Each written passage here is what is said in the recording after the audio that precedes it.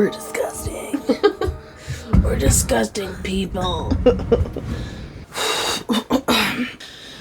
Welcome to the podcast. Oh, what an intro. It's Jamie. Christine. What are we doing? We're talking. About A court of mist and fury.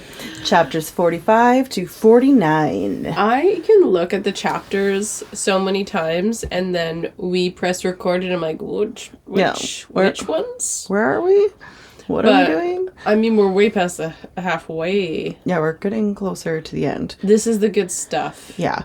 Which I was surprised when I finished off like these chapters. I was like looking at how much is left. I was like, oh. Yes. Yeah. I think these ones, maybe it's like 45 to 55 that I think are probably my favorite within these books. Mm-hmm. So, yeah. Yes. And if you've ever heard anything about these books before reading them, they are very popular chapters. Yeah. Mm-hmm. Yeah, I love them so much. I know. Well, we're here to talk about them, so let's talk about them. But first, what's been going on? Well, we've, as we mentioned before, had a little break. Mm-hmm. So it was weird taking that break where I'm like, oh, like I missed it. Yeah. I did go to Vegas with our mother. We know you mentioned I might have mentioned it, but what I didn't mention is that we did go see Adele. Oh, right. Yes, which probably one of my favorite concerts I've been to, and I have been to a lot of really great concerts. Yes, our mother is a Vegas frequenter. Mm-hmm. So we have been. She's going to Vegas again this weekend, just with her friend. And she was just there. Like, yeah, her and her friend are just they go and they like the scenery, and she doesn't even drink alcohol. She doesn't drink at all. She just sometimes she will have a real beer when we're there though. Just one. Yeah, just in Vegas. She'll do a real beer. You know, but she's just a lady that likes the slots and she likes the warm weather. She likes to people watch. She likes the shows. Loves people watching, which I also do love. But so we had went previously, us three together to we've see. We've gone a couple times with us three together, yeah. But we went to go see Pink, and that was a big fail. Oh. Yeah, I got the day wrong, so we got all dressed up, got in the cab, went to the arena, and no one was there. That's right. It was real depressing. We had gotten her the tickets literally a year before for Christmas. Yes. It was a big lead up, big disappointment.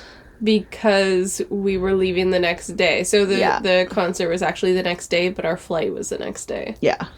And yeah, trying to figure everything out, it was just too much to stay. So it was really sad. I felt really bad. But in true mom fashion, she's like, it's fine. No, it's like totally fine. No, we'll just go back and we'll have a drink, play some slots, and it'll be good. But so I was like, oh, that was just awful. It was just, that awful feeling. So I was like, I'm going to sign up for the Adele thing. If I get the code, I'm going to get us tickets and we'll go. So I got the code. You are a lucky I am really star lucky. to reference Starfall, because you also got Taylor Swift tickets. I did. You were the lucky winner out of your group of people that wanted to go. You were the only one that got it. Out of lots of people. So you got the T Swift and you got the Adele. Look at you. But I am very lucky. Keep going to Vegas. Except I really did bad in Vegas this time. But most of the time I do really well. But anyways, I got the Adele one, so it really didn't matter. That was the highlight of the trip. She said it was the best concert she's ever been to. And, I've been to Brooks and Dunn and Reba McEntire with her. We went to Elton John with her. I've seen Fleetwood Mac with her. Yeah. But it was, I wasn't sure what to expect because some of her songs are slower. But a lot of them are actually, very... Yeah, but her slow songs are... They're, amazing. And I'm not typically a person that loves ballads, but it has to be someone like Adele that makes me love a ballad. But when you put all of her, hit songs together... Ooh.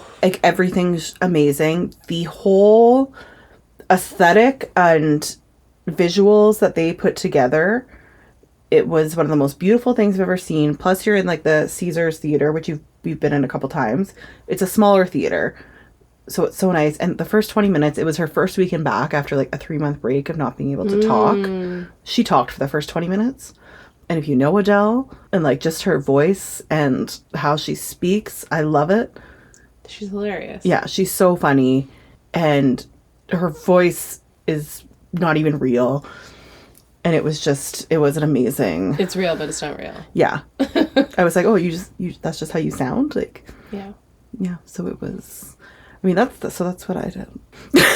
Same. Just kidding. I mean, I texted you a lot while we're there because our mother just kept saying, oh, I wish Christine was here. Yeah. Yeah. She's more fun. Maybe not that I'm more fun, but that she feels obligated to be fun because I am not there. And if she needs to, like, it's more pressure on her. If she wants to go to sleep at night or, like, do her own thing, she doesn't feel the pressure to keep you entertained because I'm there to be with you. That's fair, but she was also like, we would go, oh, Christine would have loved this. It was really nice. It was cute. I loved it. She loves me. Yeah. Yay. And then we also saw Kane Brown. And that was great. It was just, it was a nice little vacay before my busy time. And I have no idea who Kane Brown is. He's a fantastic country singer. The fact that my mother knows it and went to the concert is funny to me. Yeah, we had great seats. What have you been doing? Jamie, stop it. You know what I've been doing. All right. We did have a whole birthday weekend. Oh, yeah. It was my daughter's birthday, so... Like her aunt, she celebrated for the whole weekend. We did. I had our mother... I had a talk with my husband. We both commented on how she's very much like Jamie, and the birthday is a full birthday week. Yep, that's right. There's several events. It needs to be presents. We need to celebrate her, and she needs to be the focal point. Mm-hmm. And she's just she's the queen. Yeah, she is the queen of the party, and that's never been me. No, I've always. I don't need that. I feel like it started later for me in life, but I've always been. My birthday, I'm like, it's going to be a big thing. I'm obsessed with the day I was born. There's just things with her that she's very much like you. Well, let's get to the actual book. Or no, let's get to the booze. Booze first. Booze first. Okay, so it's my turn. In these chapters, we go to the Illyrian war camp where the Illyrians... There's Train. like the Illyrians warriors, but it also is where the Illyrian people live. Yes. Right? But it's in the mountains, and they train. It's where Asriel, Cassian, and Rhys grew up. Yes. Mm-hmm. There's lots of different camps, right? Where they would visit. But the point is there's a lot of bulky men training. Mm-hmm. And they are trying to assert their masculinity on each other to show each other who is the strongest man. Who gets the most siphons. Right. Mm-hmm. So, the drink that I have, I'm calling it For Da Boys. That is the number 4, D-A, da, boys. B-O-Y-Z. For Da Boys. So 2000s of you. Thank and you. I love it. It is a beer garita. Because... I assume that men like beer. Mm-hmm. They like beer, right? Love beer. So I was like, what would a manly man have? And we already did like the liquor drink that Rhys had, so let's not go back there. But so secondary to that, it's beer. Yeah. But I'm not gonna just give you a chilled beer, right? We need to make it a cocktail of some sort. Mm-hmm. So my second, it was a beer garita, and. We love a beer garita. Yes, the beer garitas have a personal place in my heart because I feel like me and some of my friends, like this was something that we made regularly years ago. We would make beer garitas and it would be like our fun summer drink. Well, even we used to go to Palm Springs a lot, and I feel like I would look forward to going and be like, oh, can't wait for those beer garitas. We're gonna make a jug of beer garitas, and that we're was gonna the sit first by the time. pool. Yeah, I had one was when we went the first time together, and you made a huge jug of beer garitas. was like, what is this? I don't mess around. It's amazing. Yeah, we're going to have some guac, we're going to have some salsa, and we're going to have the beer burritos, and we're going to hopefully not drown in the pool. Yep, it's always the goal. Let's try it, because I feel like it's probably room temperature by now. That's right. Cheers! Woo! I mean, you can never go wrong with it. It is room temperature, but oh, it's so good. You know what I like about this recipe is I think when we used to make beer burritos, it was a lot more beer. Yes, and which I think you did the first time. I don't know if you continue doing it, but you would add orange juice. No, I never did that. Okay, so I made that up, I guess. Okay. So from then on, I always put a bit of orange juice in it, that would be good. Yeah. and it's actually really good. I actually have orange simple syrup sitting in my fridge at home. Oh. I boiled oranges with... Oh my God. I should have brought it. Yeah. Anyway, but, So that's another, you could always have that in.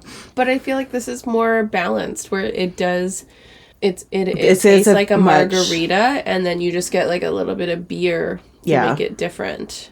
And we use Corona, which I was tempted to do like a Blue Moon or like a Rickard's used to White, always which do a Blue are my Moon. favorites because I love like white or like citrusy beers, but I wanted to do it classically, and I feel like Corona is a very like neutrally classic beer. Yeah, I agree. It's very smooth tasting, and also the quantities seem very equal from when we're just, I would do it. I'm like, oh, I'm throwing things in a jug. It was more beer when we used to make it. Yeah.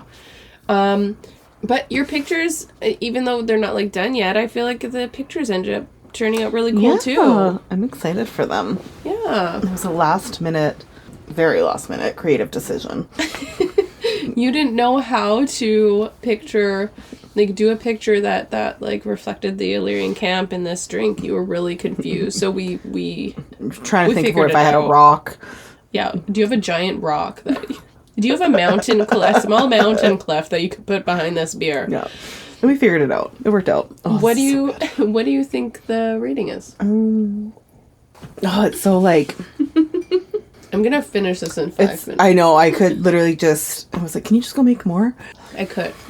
Right. I'm going to give it an 8. Okay, that was mine too. Oh, okay. Well, Did you say what was in it? Oh, I didn't. I didn't. It's a secret. Just kidding. So it's beer. Obviously, I did Corona, and then it's tequila and triple sec. We did Cointreau and real lime juice. Yes, which Not I the actually stuff does. in the bottle. It does make a difference. It does make a difference. Which I'm slowly realizing my basic bitchness is seeping out of me and going into the ethers, hopefully, because I am understanding that real citrus does taste better. Yeah. And simple syrup. And that's it. Mm-hmm. We'll be like, I shook it with some ice, put it in a glass, and then put the beer over it. Yeah. And it's delicious. Okay. Love it. Gonna have another drink? Okay, so... Let's get into these chapters.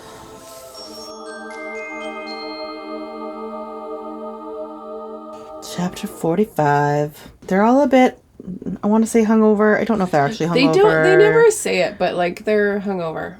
So Starfall just happened, and They danced all night, had so much fun. Fair is feeling a little bit like a traitor because Which I feel like comes up a lot. It keeps being repeated because her and Reese are getting closer and closer, so she keeps having this same thing played in her mind over and over again because she's like, oh, She feels guilty. yeah, And it's just like, traitor, in the back of her mind.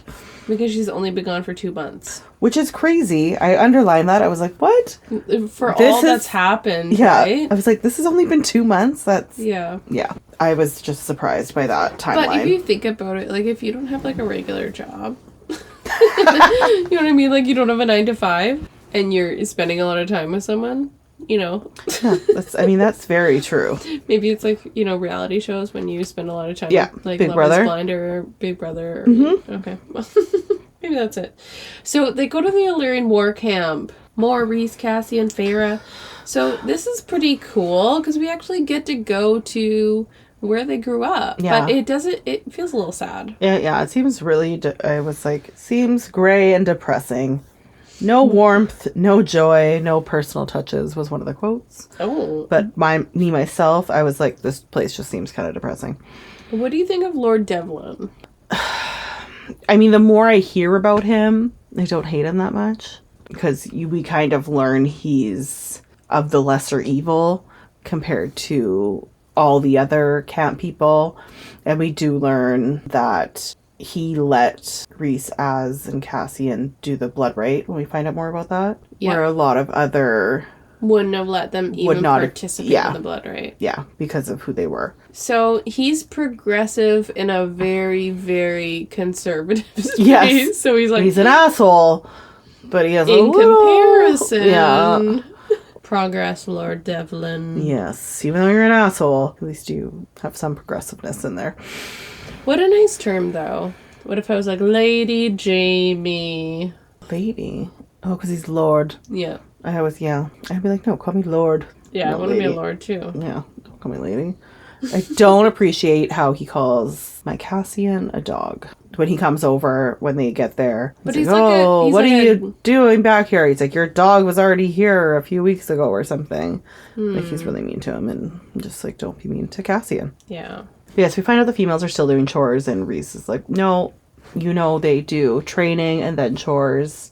Well, they're trying to give opportunities to the Illyrian women to be a part of being an Illyrian warrior. Yeah. Right? Even they talk about prospects, like, oh, there's a couple of them that could, right? Like, that potential. That are natural born. If they had warriors. the opportunity, maybe they could be a part of, like, our army or our warriors, and that that's what they're trying to do. Not that every female needs to be like that, but that's what they're trying to give opportunity. And which I love. Which I think that's always something I've loved about how Reese does things. But that's, Reese also has the recognition that when you're making changes like that, you can't just, like, come in, be High Lord, and be like, okay, now everything changes because this is what I think, because that's what causes, like, uprisings upheaval and war that he's trying to play with the push and pull and trying to make changes. And then especially with what's happened under the mountain, he's had to, like, clean stuff up because he hasn't been there. Yes. And people have been running wild and thinking they're in charge. Yeah. But anyway, they've gone up there to sort of hide a little bit, but it's also an opportunity for Reese to train Feyre in her powers. That's right. But I do want to mention, as I always do, when he did come over, then Reese is pretty much like, nobody lays a hand on her and says, she's mine. Also, he did kind of, like, continue on a conversation about that, and then said, and when Farrah kills you or something, I'll do this. So he was also like, yeah, she's strong too. Yeah. Even though I'm saying, she's mine, but she can kill you as well. Right. Which I just really enjoyed that. Balance. We learned about the blood rite, which is actually, like, I want to say it's pretty cool. But it's also horrific and terrifying, but it is pretty cool. Yeah, it's like fighting to the death. Like, you just get dropped on a mountain. Nobody's allowed to use their powers. Your magic's cut off. Yeah, nobody's allowed to use their wings. Like, you were just... It's like a... You are human. Yeah, it's like Naked and Afraid, that show. Yeah, but you have clothes. They leave their clothes. Yeah. And then it's just, like, survival of the strongest Illyrian. Yeah. And some people die, but you gotta make it to the top of the mountain. It feels like a fun video game, but I don't want to be in real life. No, it should not be a real life thing. No. So, yeah, they pretty much drop them off. And they have the point is, Reese and Az and Cass won. Yeah. We know they're, like, they strong. They made it harder, and then they won anyway. And then Az and Cass got all these siphons. Yeah. Okay, but a really cool part of this chapter, I think, is getting more tidbits on Tamlin. Yeah, it's big. Yeah. They do their fun game, where there's their truth game, and then it's the you show me magic, I'll answer a question. Yeah. Yeah, so that's the game they're playing right now. Because Feyre wants some info, but Reese wants her to... train. Yeah. Let's see what you can do. Let's see how your powers are expanding. Yeah. So we learn that Tamlin and Reese once were friends. Right? Like, just so crazy. Which, I guess, I don't know. It's not super shocking. No, you could kind of see that we know there's a history. Yeah. But then you can put some things together that we just learn a little bit more about it, that they had met through court things, and he befriended him because I think he realized he seemed like the most normal. And Tamlin's family was shitty, so Reese saw that and... Yeah, and then he mentioned, like, Autumn Court, how they were just all horrible. But Reese also saw that, like, Tamlin's father and brothers were horrible. Yeah, they were friends. Yeah, and I don't think either of their fathers were fans of it, clearly. No, like, nobody trusted it, and Reese said, like, even, like, Cass and Az were apprehensive about it, and, like, I guess what I get from this is, like, everyone's power hungry, and everyone is power scared. Yes, exactly. You know? And I think they do, like, he does mention that Tamlin's father was kind of scared of it because he knew that they were both more powerful than he was. Yeah, that Tamlin and Reese are the most powerful, so... They could feel or whatever. But isn't that sad? Like they could have... Be happy for your child. They could have been friends. Yeah. It's crazy to think, though, that, like, way back when, they were, like, hanging out, like, training, and... Yeah. That they were actually friends. Because Tamlin's dad feels so threatened, he ends up finding Reese's mom and sister and beheading them and sending their heads. Well, finds out Tamlin... But what's it called when you, like, turn your back on someone? Stab you in the back? No, but, like... Pretty much Tamlin was told by Reese they were going to be doing that. So it is stabbing in the back, or... It's just a whole lot of murder and back and forth, really, at this point. Yeah. That we find out, and I think Farrah obviously doesn't know any of this. Like, she was just very much like, I didn't know any of this. Tamlin was like, oh, yeah, like, another High Lord's family killed my family. Can you think of, like, you're getting married to someone and you never told them that you murdered the person's family that you're like, spending time with her? Yeah. He kept a lot of... You didn't even ask your birthday. Right? That always is, like, I feel like a thing. I feel like Reese asks her things, but... Yeah. But yes, you were going to marry him, and just even, like, the death of your whole family, and he's not mentioning that it's Reese and... You imagine dating someone and, like, you murdered someone's family, and you're going to that person's house for, like, 1 week a month. Yeah. You're spending time with, you're coming back and they're like, yeah, they're so awful. It's like, but you don't mention that you murdered their family? Yeah. I want to mention that you, this is going to drive me nuts. Not rejected. I feel like there is a word. Betrayed? Betrayed. Oh my God. Thank you so much. That's the word that I've been trying to think of the entire time. But you betrayed your friend, gave up the location so his mother and sister died. And then you were just like, oh, they killed my entire family, and weird. And I'm not going to mention that it's also this person, and I'm just going to say he sucks, and I don't like him. But not say, like, there was just so many things he did not say. So Farrah just obviously feels sick and angry, and I totally get that reaction, and it comes through in her magic. You were going to marry this person. Yeah.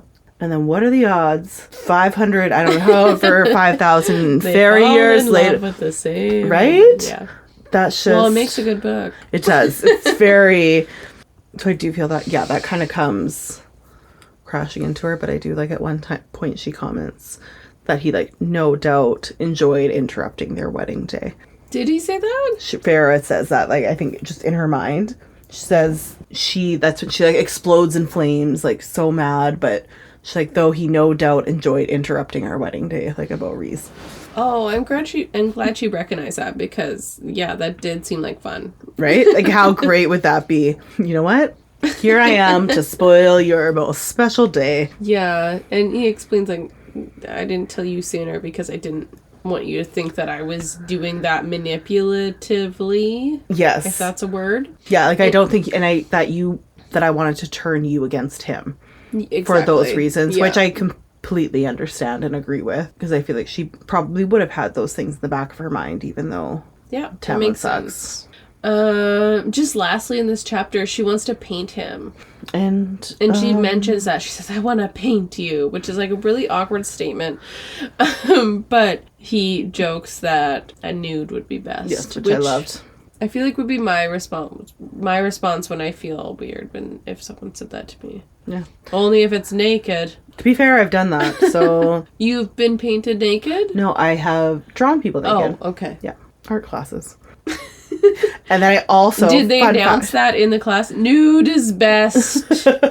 No, it was a figure drawing class, so it was just... Literally everyone was... That was what it was. But like the model that was hired. Oh. If they just announced nude is best. That would have been more entertaining. One of our models passed out. Oh, yeah? I guess she hadn't eaten much that day. So do you know what her teacher did? She was like, oh no, I'm fine. So then they had like beds for like setups and stuff. So then she just lied, like she was awake. But then she's like, I'm just going to do a lying down pose instead. I'm like, oh, okay. Should we just not like... Let her eat? Yeah. Well, no, I think she did when they came back. She's like, I'm just going to do this. It was weird.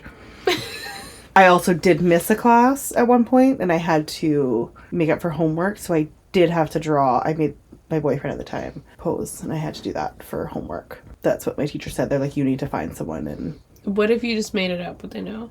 You never thought of that? Really... Are you not thinking of that till now? Yeah, because really at the time, like, I don't know, I probably would have felt like weird being like, nude pictures. It was a different time. I wasn't asking you to look it up on the internet. I just meant, what if you made it up in your head? No, you couldn't. Like, just the type of figure drawing it was. You know, I did what I did, okay? Okay, it's chapter 46, but my note to myself is Feyre's horned up, but I didn't give any context. Yeah, why for chapter 46? I'm not sure. That's a great question. That's a typo. No, you know what I think it is? When she's walking away into the forest because she wants to be more separate from Rhys because... Oh, and there's like the mind there, yes. Yeah, okay. So there was like the biggest explosion the last time they were training, so she's wanting to move farther away from him to keep him safe. And she's having horny thoughts a little bit. And he maybe, like, we're guessing that he got, like, tidbits of that. So then he's trying to, like, toy with her. Yeah. And so he's sending stuff down the bond to make her... Yes. Think that he's irresistible. And so she starts to get those feelings and is confused and then realizes it's him. And then I'm assuming gives him a vulgar gesture. I'm not sure. There was a vulgar gesture thrown out in these chapters. I do remember. So it might have been then. Also, before that, they were at like the cabin and they were talking. I think it was like the night before. I don't know. Where they were staying at Rhys's mom's old house. Yeah. And they had mutton stew. Oh, yeah. Which... actually sounds delicious, but also a weird name. Mutton stew. Like I want to make meat. it. Oh, I thought it was just like a vegetable medley of whatever you could find. Okay. It's sheep. Well, that makes it not as appetizing and weird. It's sheep stew. Well, let's move on. No other thoughts about it. She does have some thoughts about just making the relationship with Rhys physical. She's trying to negotiate with herself, which she will do more about. But most importantly in this chapter, my man's Lucian. Who's back? Lucian is back again. What? He shows up and he surrounds her with a few other Spring Court Sentinels, two of which are Bronn and Hart. Quit touching your paper. Oh, sorry. Two of which are Bronn and Hart. Yes, which did we cast? We never cast. We always talked about it. They showed up last time. We just had too many people to cast when they showed up. Now they're showing up again, and it's in an episode where we have so many other people to cast. So I did write it down. I'm like, someday we will cast Bronn and Hart. But they're there. They're there with Lucian, and they've surrounded Feyre. So this was the part where I'm like, I completely forgot about this. About Bronn and Hart? No, about Lucian showing up. Oh, yeah. What's happened? I was like, oh, like I had an actual reaction to it. I was like, Lucian, what are you doing here? I forgot about this. Oh, you're not here for good. No, you're not. No, Lucian. Yeah. So, chapter 47, obviously we learn he's been chasing her. Chasing or hunting? Hunting. It's hunting. He says hunting. Yeah. Which is really rude. It is super rude. And he just goes on and on about how sad Tamlin is. It's so sad. Like, he's sorry. Immediately, he just, like, reaches for it. Like, he's thinking, oh, I'm saving you. Right. I love this whole part. But yeah, she has her boat. He reaches for it. She like steps back. He's so confused. And then he kind of looks her over and realizes, oh, she's in like Illyrian leathers. She probably looks great because she's healthy now. Says, let's go home. Yeah, and she says it stopped being my home when he locked her inside it. No, and she says the day you let him lock me up. Oh, yeah. Yeah. She totally just calls him out. Yeah. On so much of his shit in this part. And I do love him, right? No, he's I have love for Lucian, but sure. he's messed up a lot. And he said it was a mistake, and Tamlin is sorry, and so is he. Okay, well... You need to figure out a lot of things, Lucian. Lucian, you should also escape. Get out of there, guy. Yeah. But if I'm going to give some empathy to Lucian right now, he's like, you need to come home. I need you to come home, which feels very much like it's been really fucked up for me. Yeah, to I think be he's with super Tamlin desperate. when you left and never came back. And he's been, I don't know, like I would call it abuse, right? Yeah, I think so, because I think he's also constantly trying to like please. You feel trapped. Tamlin. You feel completely trapped that you need. And he has nowhere else to go. He can't go home. Right, like your girlfriend left you, and now I feel like I'm walking on eggshells because you can't handle yourself, and now I need to go. And even when she was there, that's really messed up. And when she was there, so anything desperate. I suggested, he's in survival mode. He's not thinking of Feyre and how what she needs. He's just like, I need to fix this. I need to fix this. Like, knows things are wrong, but... Yeah, not okay. No. But something really cool. Feyre gets wings. And she winnows. She winnows away from Lucian when he tries to grab her. She gets wings. So she's, like, showing off all of these powers that she has. Yeah. And, just at one time, just the way he's talking to her, and she's like, I'm not a child playing games. Don't talk to me like that. How... you were all doing in the spring court. Like I'm an idiot. And then Rhys shows up. Yeah, he does end up showing up, and he does give a really great insult that I love. He says at some point, spring court flunkies. Which feels very much like a 90s bully, and I'm here for it. I like it. Flunky. Start calling people that. They don't even know. You just put a descriptor before it. Right? Yeah. So if I'm like, Jamie, you're a Canadian flunky. You're a photographer flunky. Rude. You're a horny flunky. Yeah, that sounds like fun, so I'll take it. Okay. Also one part where I was just like, Lucian, no. He says, you filthy, whoring prick. To resend. Lucian, don't you dare. And Feyre also has that reaction. She's like, And I just want to mention, I love, like, just in any conversation, Rhys really likes to throw out the Feyre, darling. I can't remember what he said, but said, or Feyre, darling. Like, just says it, like, casually in a sentence, like, instead of saying, or Feyre, we'll do this. Feyre, darling, we'll do this. It's such a stupid phrase. Right? And I love it. If anyone else said it, I'd be like, you need to be locked up. Like, I hate it, You need to go to the hospital. You need to go to jail. Yeah.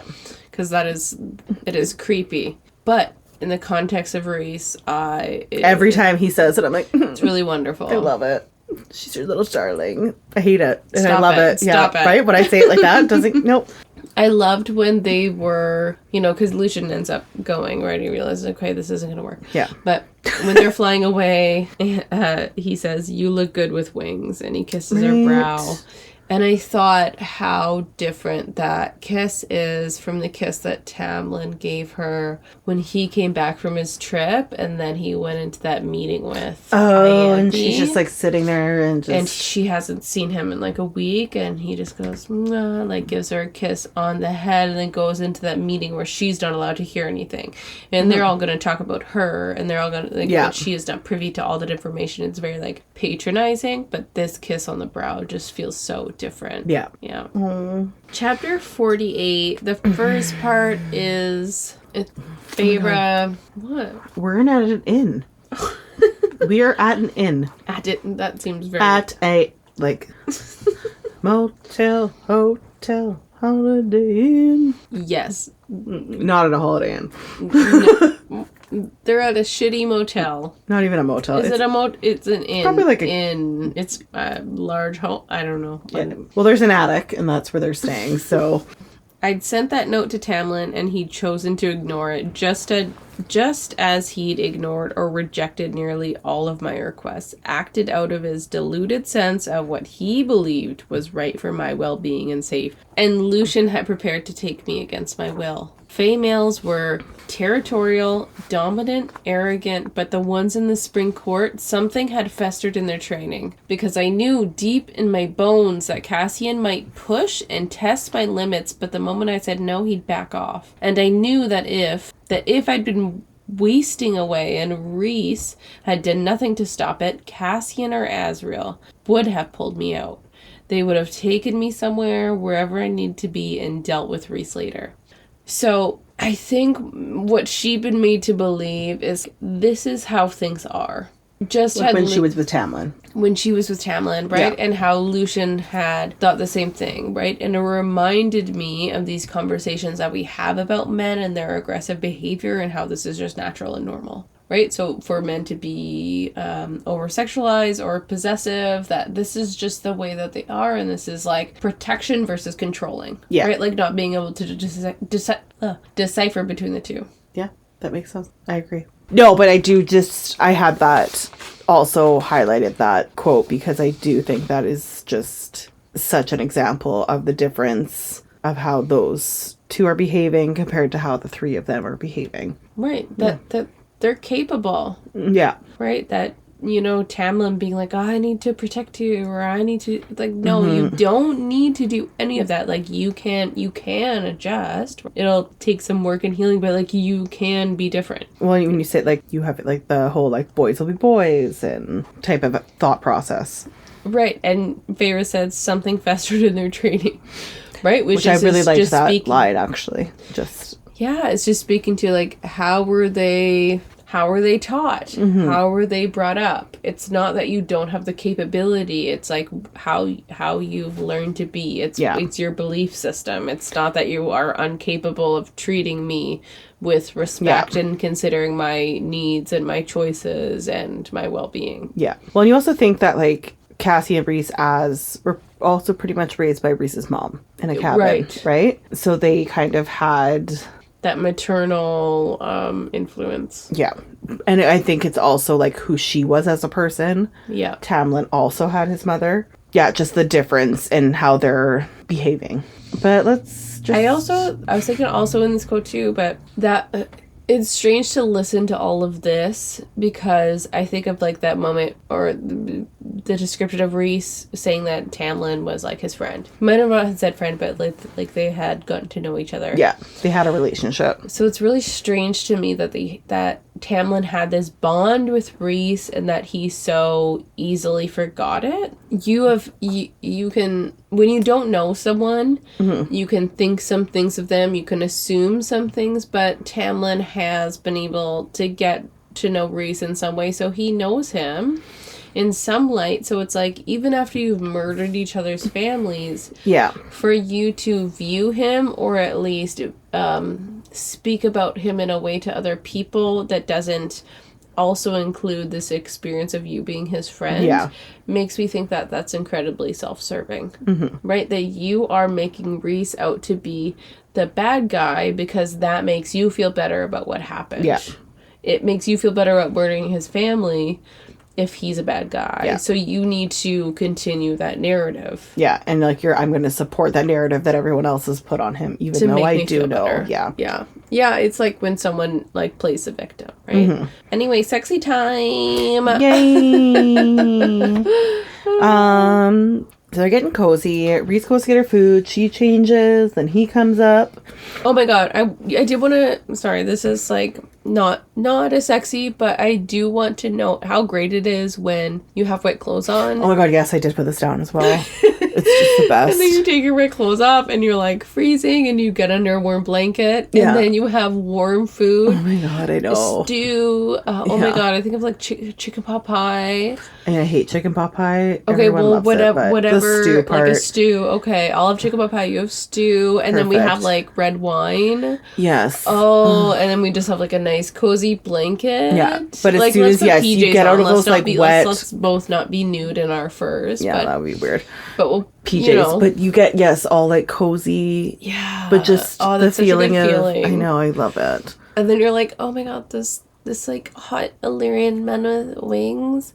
Oh my god, the bed's too small. What are we gonna do? Oh my god, there's only one bed in this tiny inn. Oh my god, I'm like well fed and like I've had 2 glasses of wine. What's gonna happen? I also did say when he like came in with oops, they're naked. Oopsie doopsie, we're doing stuff. When he came in with like the food and the wine, I was like, oh, it's like a cute little date night. Yeah. I know people don't like to eat on a bed. I'll eat on a bed. No, I'll eat on a bed like that. Especially, yeah, if it's Rhysand. But as he was changing, she was like trying to ignore it. And she's like, ice baths, infected wounds, toe fungus, to trying to distract herself. Whoa. And I just enjoyed that. Yeah, you just have his naked silhouette in your peripheral. Yeah.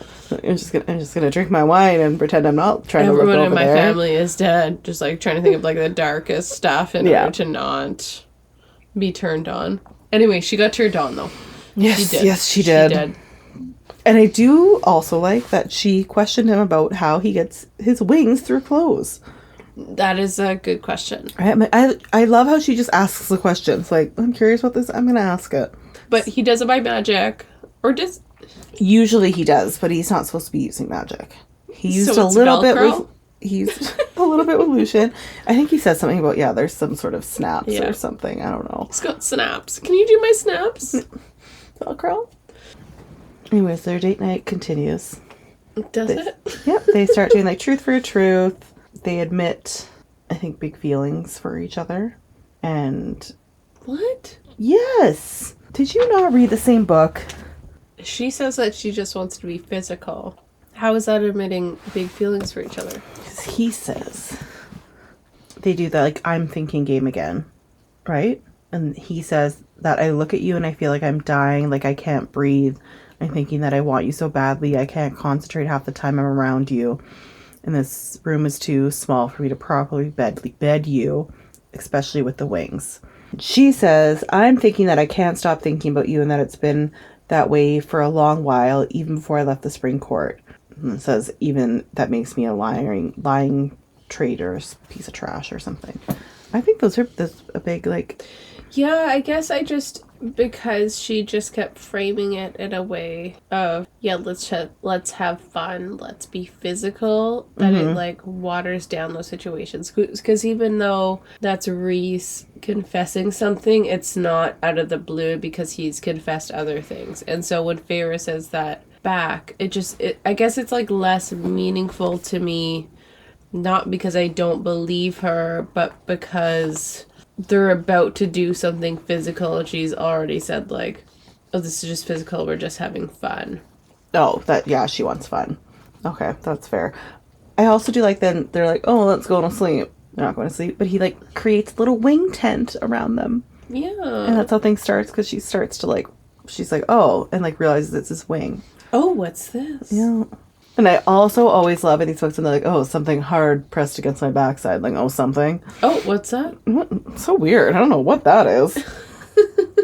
After their sexy, great, enjoyable time. And she's like, I'm going to eat him alive. Which I just enjoyed that thought. Wait, like, after they did stuff, though? Yeah.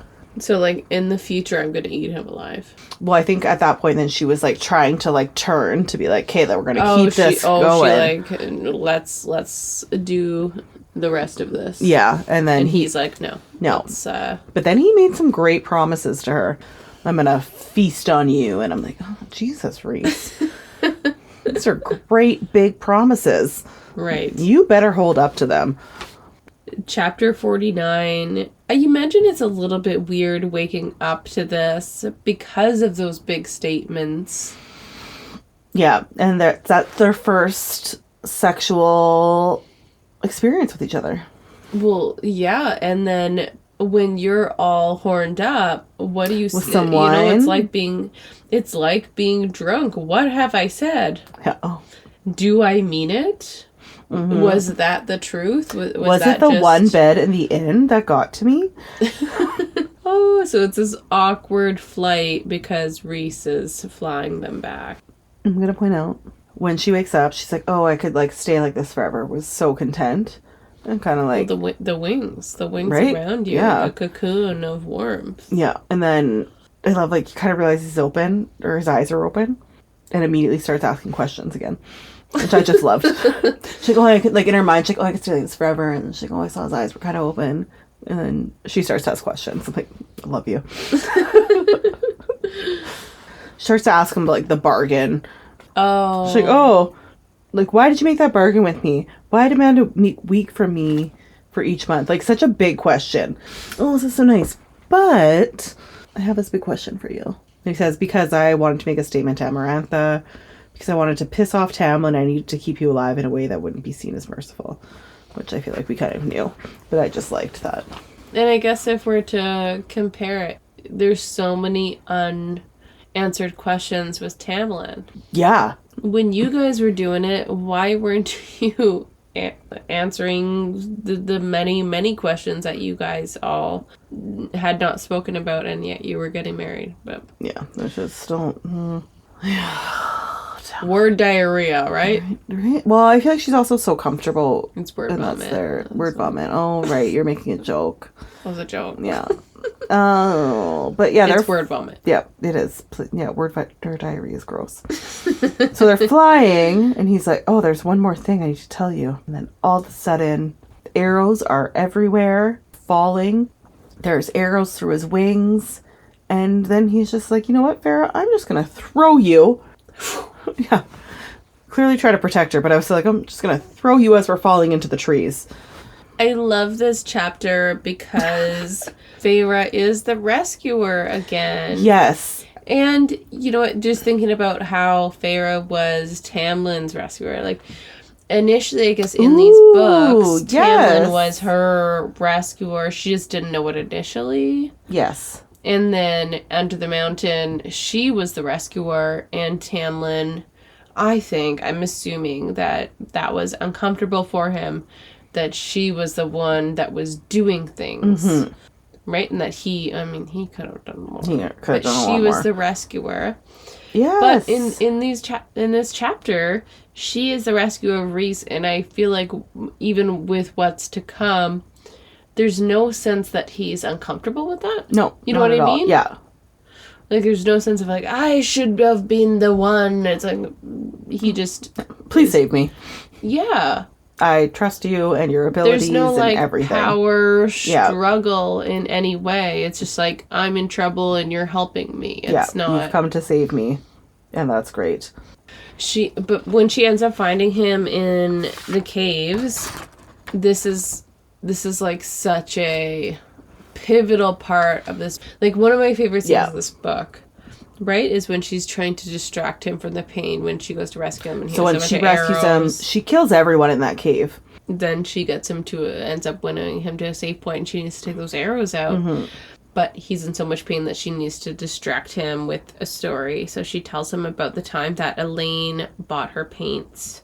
And she painted all the stuff. And we do learn this, that she did have just the basic colors. Yeah. Because remember in those initial episodes, you're like, I don't know. She had the basics. Yeah. Right? Just the primaries. But she painted this dresser, and she made a drawer for Elaine, which was flowers, and then Nesta, which was flames.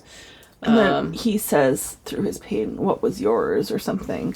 Says that she did the night sky for herself, which gave me chills. Even though when I was doing these notes, I was like rereading it for how many times, and I still got it. When I was reading this part. And she says, I wonder if some part of me knew what was waiting for me. That I would never be a gentle grower of things or someone who burned like fire, but that I would be quiet and enduring and as faceted as the night. That I would have beauty for those who would know where to look. And if people didn't bother to look, but only to fear it, then I didn't particularly care for them anyway. I wonder if even in my despair and hopelessness, I would never truly be alone. No, I was never truly alone. I was never truly alone. I wonder if I was looking for this place, looking for you all. And then Rhys says something about how the Hybern soldiers were the ones that chained him up and he the also ones that says, captured him. "You saved me." Yeah, and he says at the end of the chapter, "I was looking for you too." But we learned that she had painted the night sky and she never knew why. And in this moment, it's sort of a realization. Maybe I was meant to be here. Yeah. And she even says, like, right before that, she's like, I never knew why. I rarely went outside. Usually I was tired from hunting that I just wanted to sleep. But I wonder. And then it went into what you just, like, I wanted that tattooed on my back. Yeah, and I did just get a new sticker. You did. It's so perfect. And you need to share it. Of the drawers. Yes. Because they're so perfect. Mm-hmm. True love is real.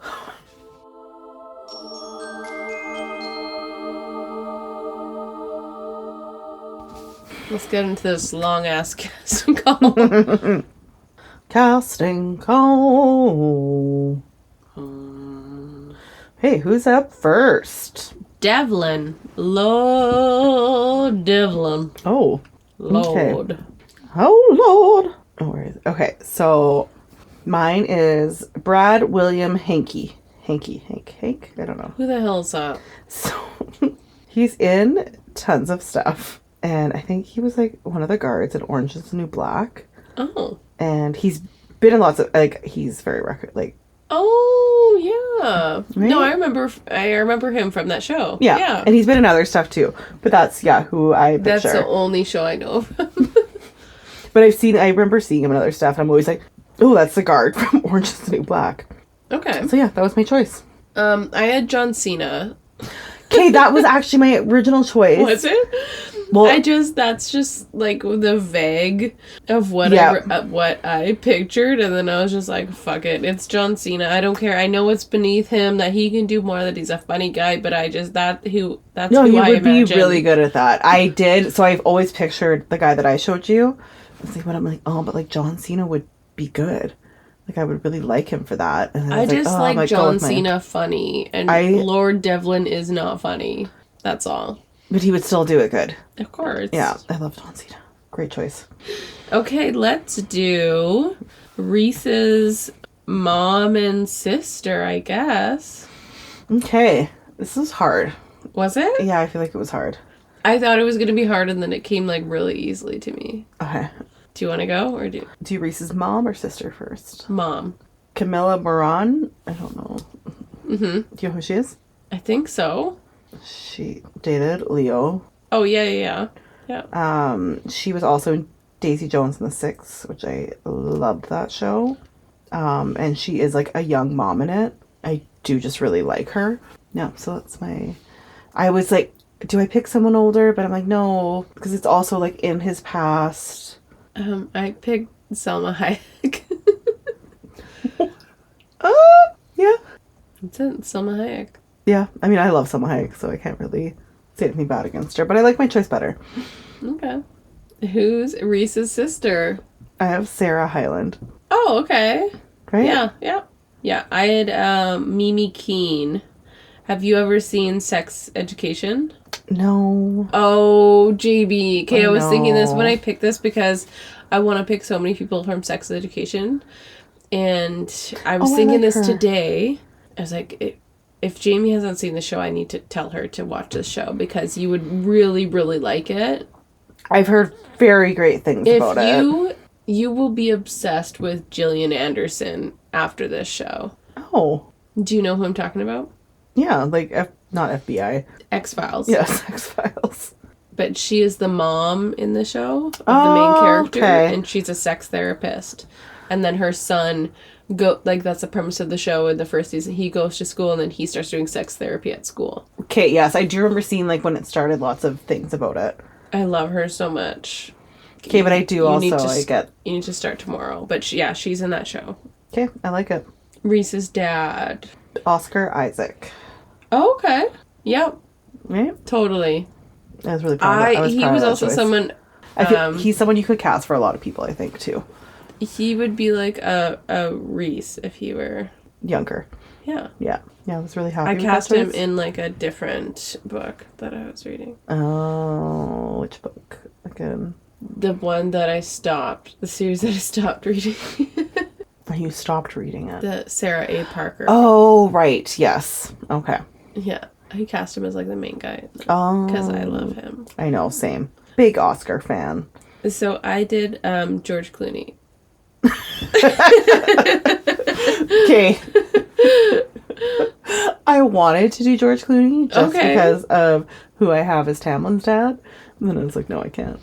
Okay, alternative as Reese's parents. I also thought of Sofia Vergara.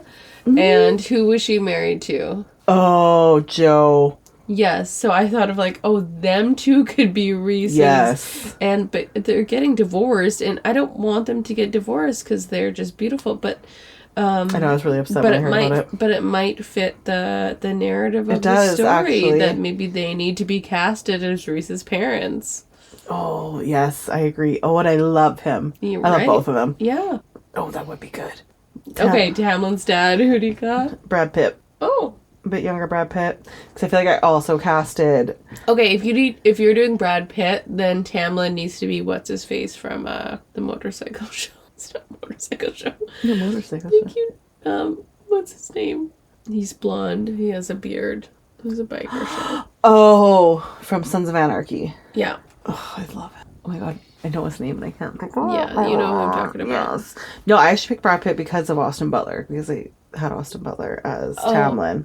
But you never said that in our recordings of this. Didn't I? Show. No, you never said Austin Butler. Did you have Austin Butler? I feel like, Austin Butler is Tamlin. No, you had... Oh, I had that other guy, yes. Yeah. But I think I had mentioned I also thought of Austin Butler. I think you said that in your head. Oh, I swore I said that anyways. My Tamlin's Austin Butler now. Okay. So my Tamlin's father is John Slattery. If you remember Sex and the City, the pee scene, when he once carried to pee on her. To pee on him.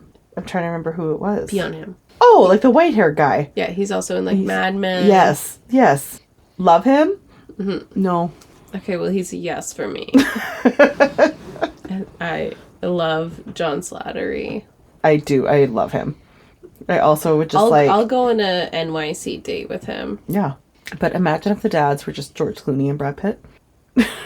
Right? That works for me. That works for me. I think they would want to do it. And then if it's Charles Melton, but I feel like I can't accept Austin Butler in the same category. I'm sorry. Why? No? Have you not seen Elvis? He did great in that. Okay. Agree to disagree. Okay. MVP. Do you have one? Is the question. The one bed. That was mine. Was it actually? Or it was like the inn for having one bed. Yep. It's a book trope and I love it. Oh no, one bed in this tiny room. Oh, what are we gonna do? What's gonna happen? Yeah. MVP every time. All right. Yep. Makes me happy. Someone could just... I'd be happy going on a trip. What are we going to do? We're so close. We're so warm. We're just like filled with a stew and wine. Now I got a little wing tent around me. I guess if we don't cuddle, we'll die. Yeah, there's no fire in here. Oh. What are we going to do? Let's rub our genitals in this wing cocoon. Tent. Yes. Perfect. Loser. Oh, we didn't do a loser last time. Didn't we? No, I just realized that as you asked that. We didn't do I guess the loser was Kier last time, though. Yeah. I feel like that's obvious. Yeah. My loser is all the other Illyrian camps that are still doing stupid things with the females and not trying to be progressive in the change. They're my losers. Did you just make that up on the spot? Sure did. Okay, mine was Lucian. Oh, yeah. I mean, he deserves it. He was disappointing. I know it's hard for you. This is sad times. It's really hard. I'm going to have to take a sick day tomorrow because Lucian is my man and I've been rooting for you, and yet in this in these series of chapters, you have let us down. Yeah, he really has. You have not come to light. Now, I'm going to have the sympathies for you because I know that you are in a really fucked up situation and Tamlin is controlling and abusive. But I want you to step up and I want you to do better and I want you to run away. Also, yes, please That's run away. That's what I want for you. Okay, and things are going to get spicier.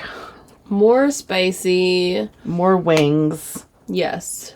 Yay. Sizzle, sizzle. Chili peppers, sizzle, chili peppers, sizzle. chili peppers. Vera's getting horned up, and we're going to see what happens. Yeah. We're also going to start doing a count about how many times you say horned. Horned. Horned up. Or just horned. Hornedy. Or, yeah. We're just making up words. Yeah. Okay, bye.